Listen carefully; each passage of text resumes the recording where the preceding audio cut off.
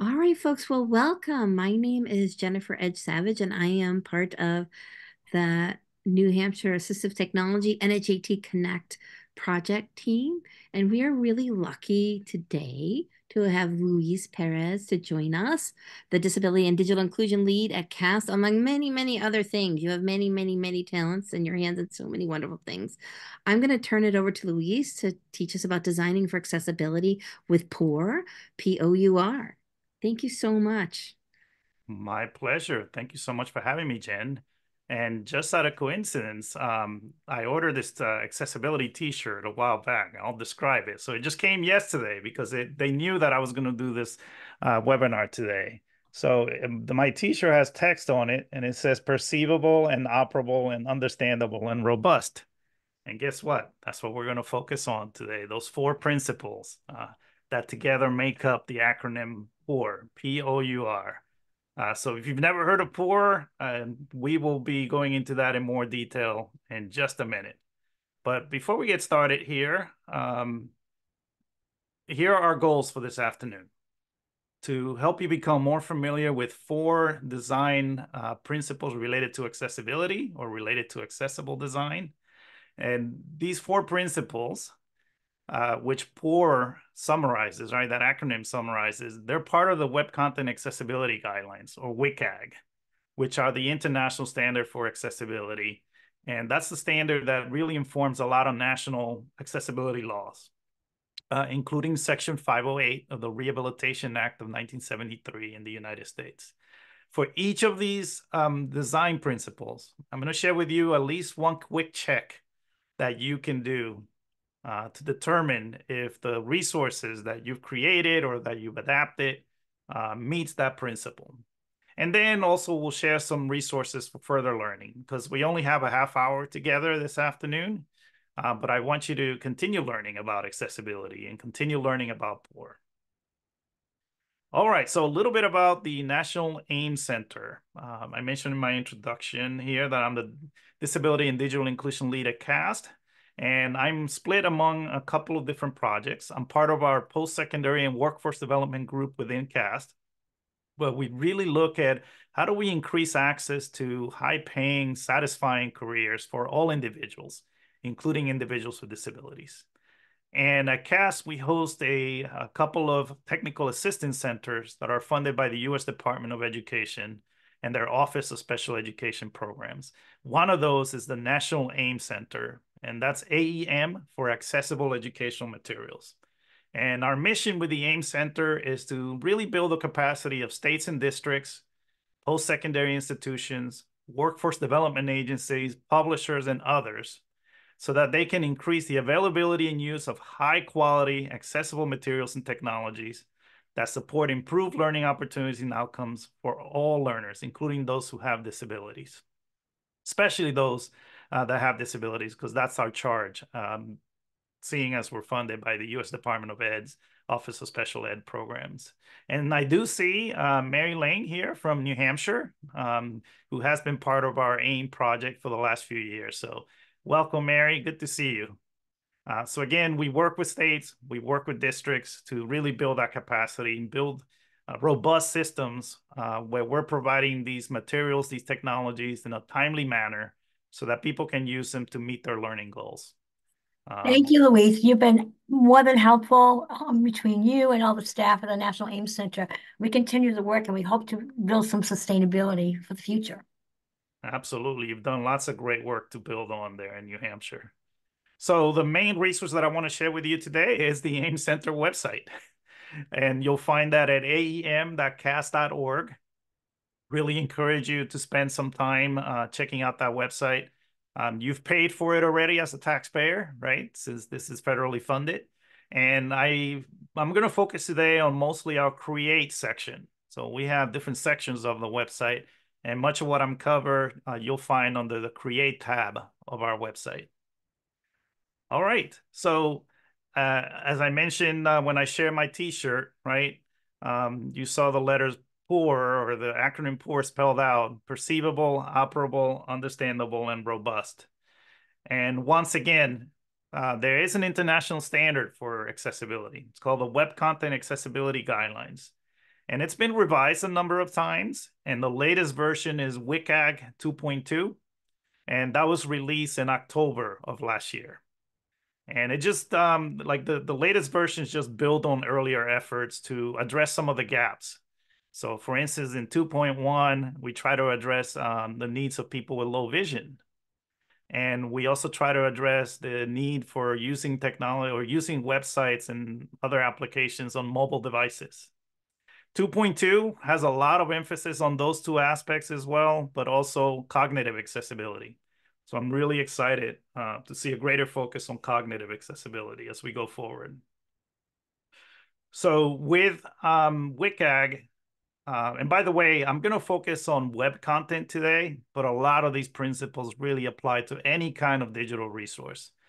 And what we want to do with POUR is we want to make sure that the information that we're sharing, the interface of the tool that's used to deliver that information, the navigation, all of that is perceivable, operable, understandable, and robust. And we're going to break that down, each of those principles. We're going to go into it in a little bit more detail.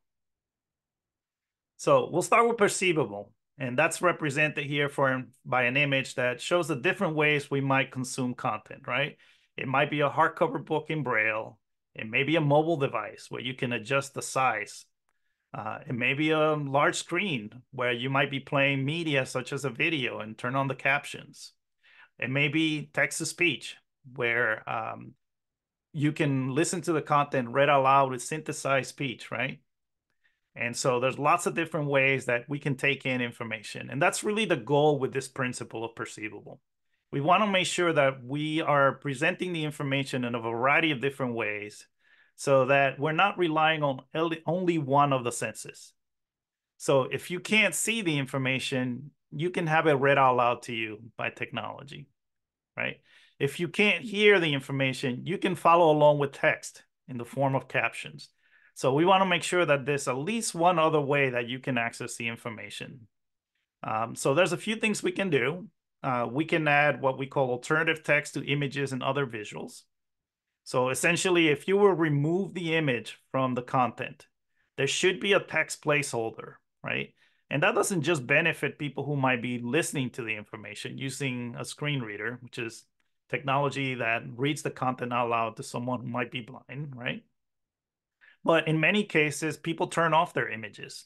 They may be on a remote connection, or they may have a limited bandwidth connection, or they might have a data cap, right? And so if you were to turn off the images, what would the alternative be, right? We need to have some text in place that represents that image and communicates the same information. Of course, many of us are familiar with captioning. We have captions turned on for this session this afternoon. So it's just another way for you to get the information that I'm saying in a different format in text. And then we also want to make sure that we provide sufficient color contrast. And once again, that benefits a whole range of different users, right? So if you have low vision like me, I am a person with a disability myself, I might turn on the high contrast display. Or you may be out on the beach or at a park, right? We should be so lucky on a beautiful day, hopefully, wherever you are, be able to go outside and, you know, be able to consume the information even when there's high glare, right? High glare situation. So these are like the three big things that you can do to address this concept of perceivable. So I'm going to focus on alternative text. I'm going to bring up a website that I know and love. This is the AIM Center website. So it gives me an opportunity to show you the website, show you where you're going to find the resources that I'm going to be sharing or the content that I'm going to be sharing today. So if you go to the Create tab, we have a section Designing for Accessibility with POUR. And for all of our images, we have alternative text. So again, if I were to turn off the images, you would see a text placeholder appear. But there is a tool. I'm going to share a couple of free tools today. The first one that I'm going to share is called Andy. And what's nice about Andy, it stands for the Accessible Name and Description Inspector. And it's free. It's from the Social Security Administration. And we use it for Section 508 checks. So basically, if you take WCAG That's the inspiration for our accessibility law in the US, which is Section 508, right? And so Andy has a series of modules. And what's nice about it is you don't have to install any software because all it is a bookmark. You just add it to your bookmarks bar, and then it adds a little button or an indicator that I've saved that bookmark. And then I can bring it up and I can close it as needed. And so there's a lot that we can do with Andy, but I'm just going to focus on one thing here, which is the graphics or images module. And so what's nice about this module is I can aim, once I've selected that module, I can aim my cursor at any image. And if you look at the top of the screen under Andy output, it shows you the alternative text. So if I were listening to this content, when I get to that image, my screen reader would say, illustration of a series of media representing various ways of feeling, seeing, and hearing content. That's the image that goes along with perceivable, right? That I described just a second ago. If I aim it at the next image, it would say illustration of a series of media representing various ways of interacting with the same content on a range of tools.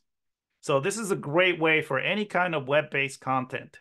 You can use the Andy graphics or images module so that without looking at any code, you can aim this at any image and it will tell you what the alternative text is. Just like that. I can aim it at any image and get what the alternative text is.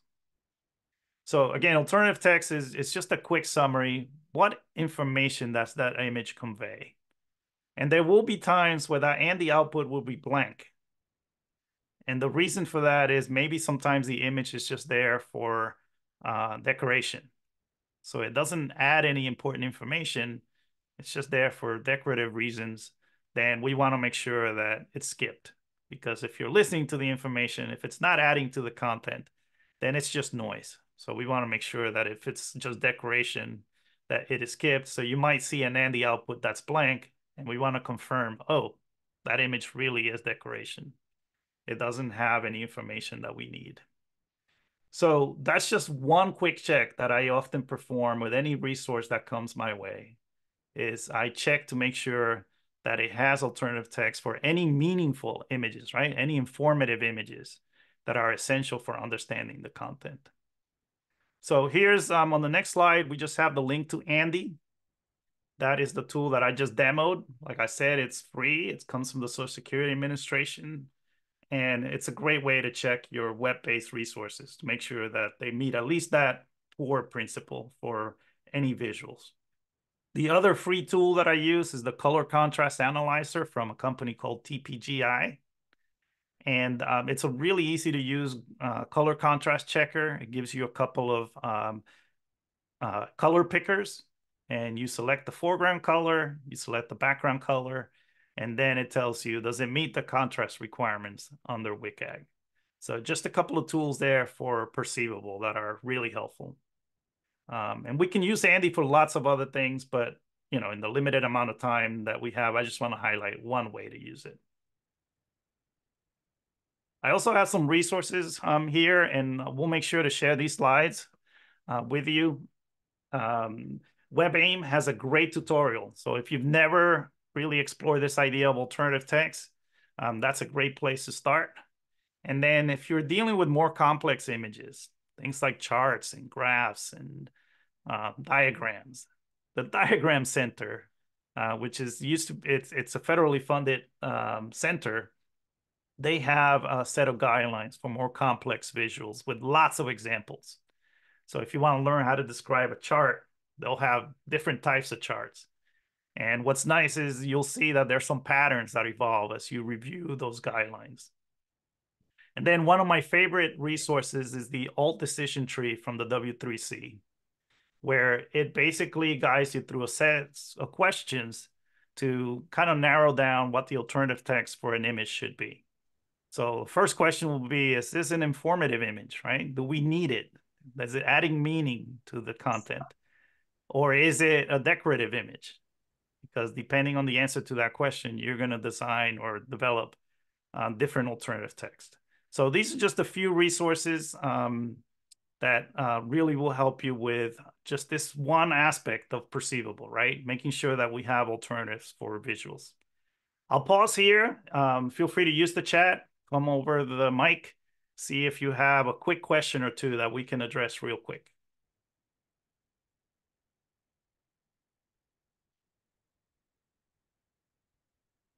And I'm going fairly quickly here, but we do have this recording. So if you need to go back and review, you can always review this presentation later. I will share the slides. Let me see. I may be able to do that right now. Give me a second. Let's not get ahead of ourselves here. Let's not go to that yet.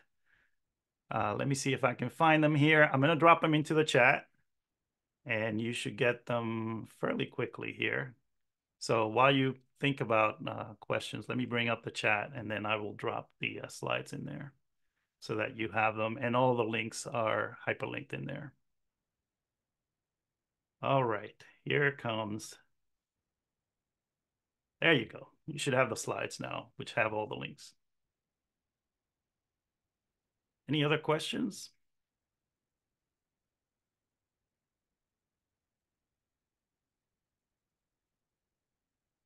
If it's easier, you can also unmute and come over the mic. Multiple means. All right, well, think of those questions. We'll come back to them in just a minute. So Perceivable, right? We want to provide the information in a variety of different ways so that you can perceive it in the way that works best for you. The next principle of POUR is operable. And what we want to do here, as the visual here illustrates, is support multiple means of interaction and navigation. And so if you're using the keyboard, right? If you're not able to use a mouse, can you navigate the content? Can you navigate the interface using other means? So maybe using the keyboard or a switch device, or even your voice by using voice commands. Are you able to navigate the environment and the content on a mobile device using touch gestures, right? So supporting multiple means of navigation and interaction. So what we want to do here is we want to make sure that everything works with the keyboard. So that, again, if you can't use the other methods, you can always go back to the keyboard as a way that you can navigate and interact. We want to make sure that we have a good heading structure.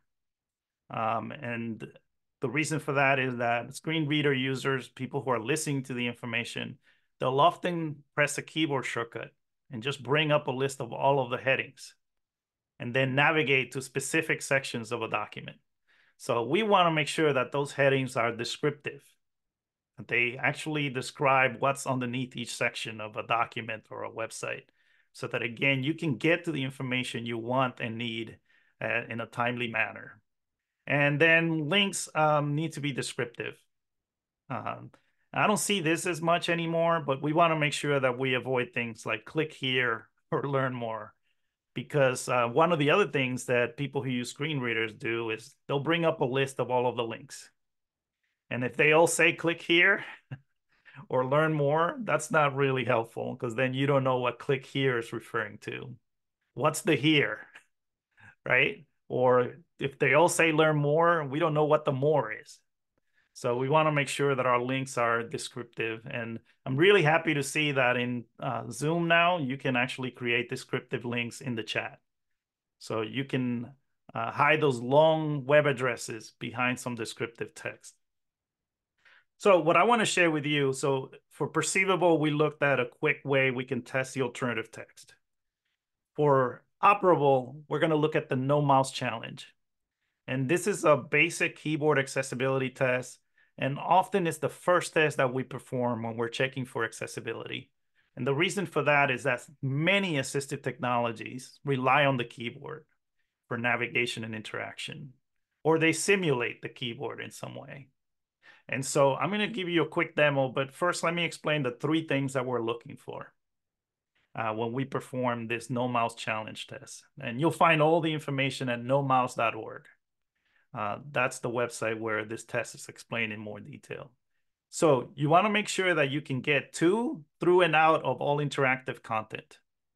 So all form elements, all links, anything that you would interact with in that website or application, you want to make sure you can get to it, get through all of the options, especially for menus.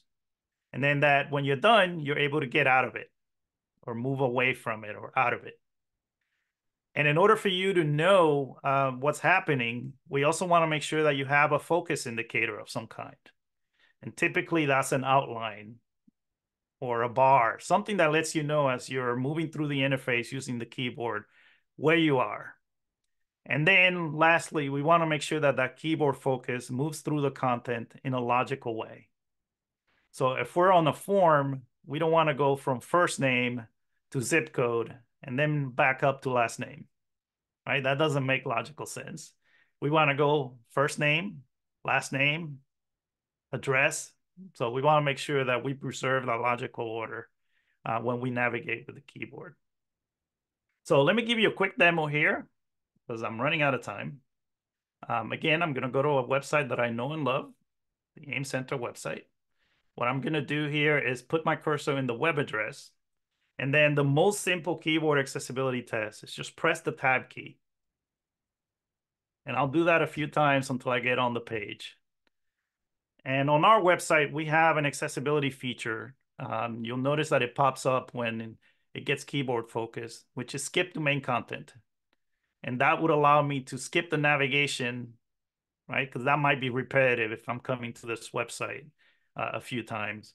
And so I can skip the main content by pressing the enter key now that I have focus on skip to main content.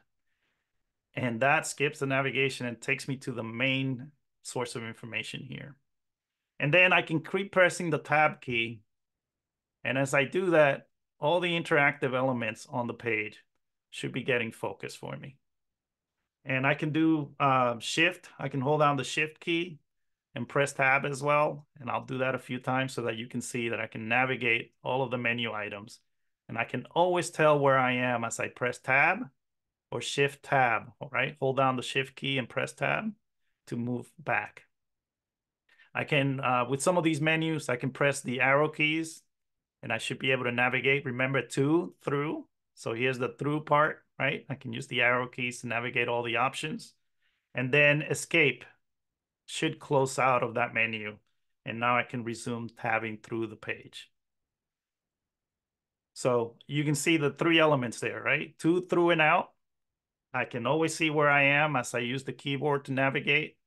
And then it's logical, right? It's not going from get started to about us. It's going from get started to acquire, create, use, because that's the intended logical order on this website.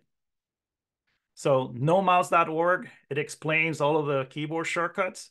But if you were going to perform one accessibility test to just kind of gauge the overall accessibility, that's where I would start. It's with the no mouse challenge. All right, so let's keep going here and then I'll pause for some questions. We'll have a few minutes. The last two are pretty quick. Understandable. And really, this is like the connection between these standards and universal design for learning, right? That framework for instructional design that Cass has pioneered, that's based on the learning sciences. Because this is really where we want to support language variability. We want to support cognitive accessibility. So the goal with the understandable principle, or the U in POUR, is we want to make sure that we're creating an experience that's intuitive, that's predictable, and that in terms of language is easy to understand. So there are a few things we can do here. We can use plain language, and the government has actually developed plain language guidelines. And that to me is just really good writing for everybody, right? So having short sentences, using active voice, using visuals where they make sense to reinforce our information. So here we have a visual where we show different language supports, where the text-to-speech is saying the information in different languages because it's translating it, Spanish, Chinese, and so on. And so using plain language assists not only with understanding for us humans, but also for translation tools. Now, it's not always possible to write in plain language. Sometimes we might have technical information that's really complex. But the other thing we can do is provide a plain language summary, or what I call a TLDR.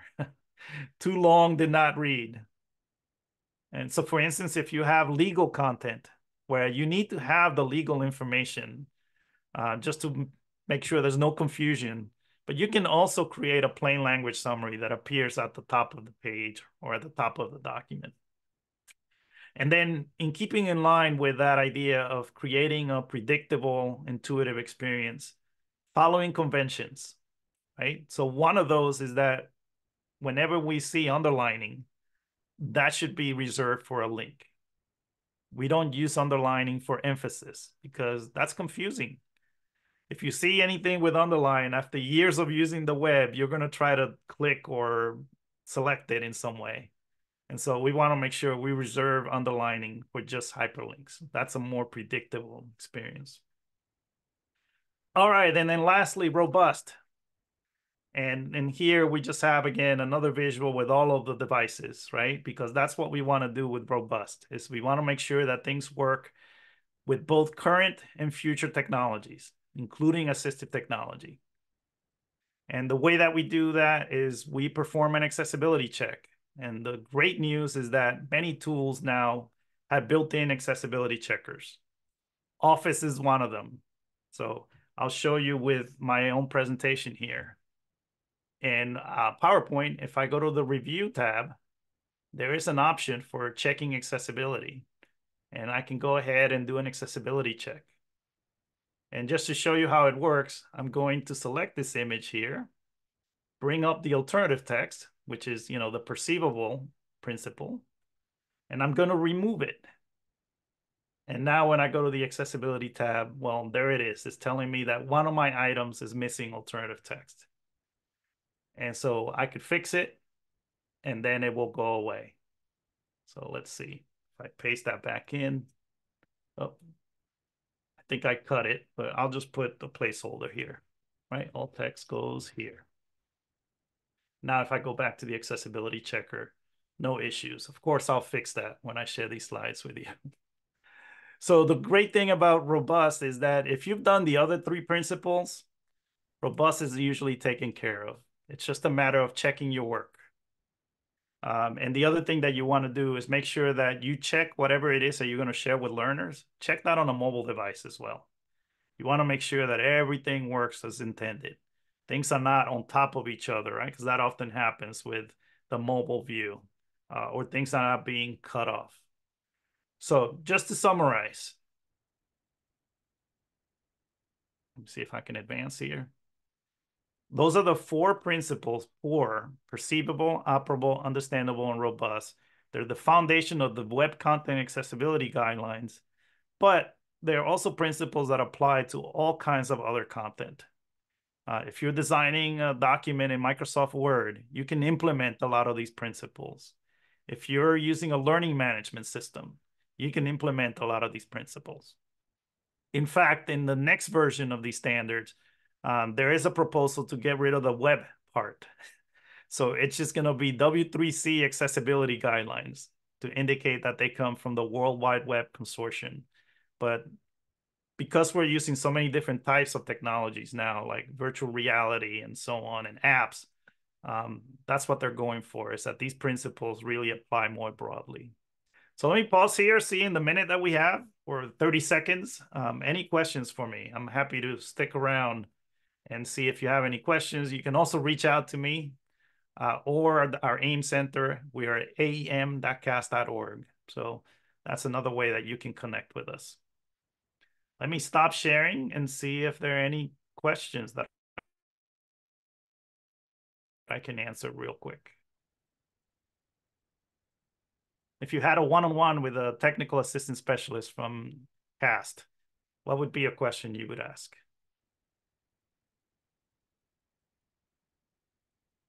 Don't be shy. Shy folks today.